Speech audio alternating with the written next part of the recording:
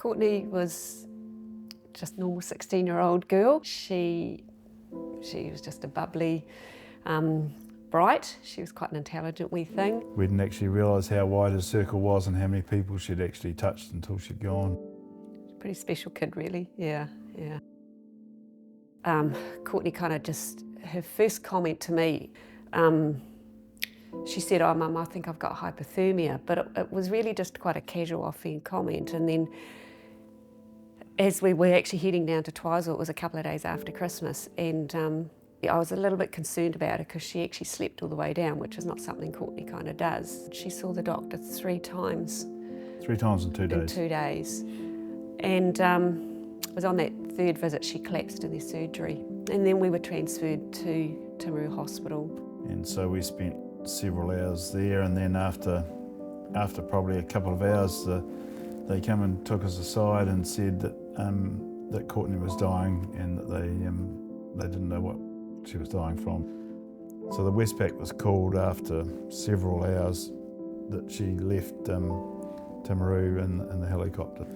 That was the last time we saw Courtenay conscious. So and sort of the last thing she said to us was that make sure they got a double bed for me and make sure they don't. Yeah. She said to me,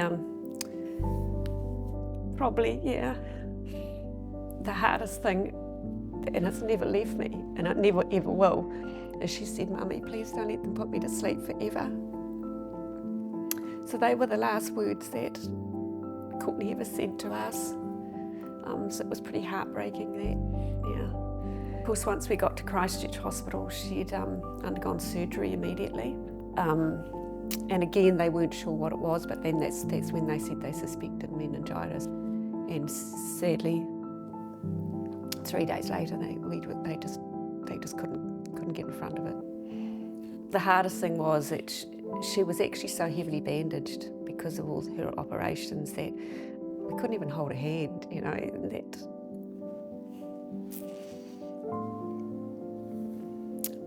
just pretty tough. Yeah, pretty tough. Yeah, it's a decision that no parent should have to make, is to turn off life support for their child. So, yeah.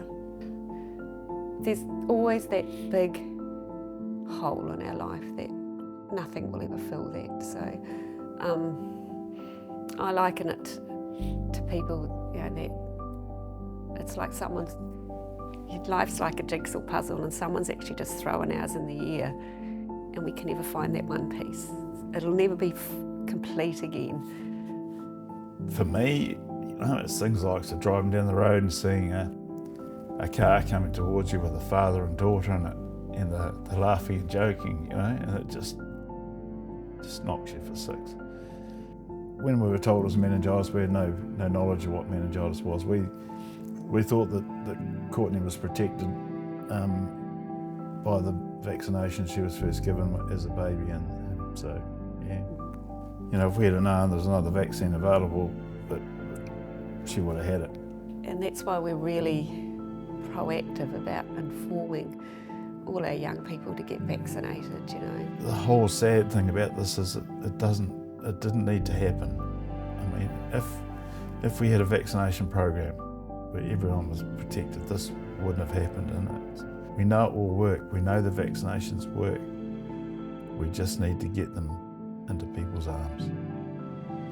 You know, this is a disease that is actually completely preventable. Yeah, look, we just don't want anyone else to go to hell and back like we have.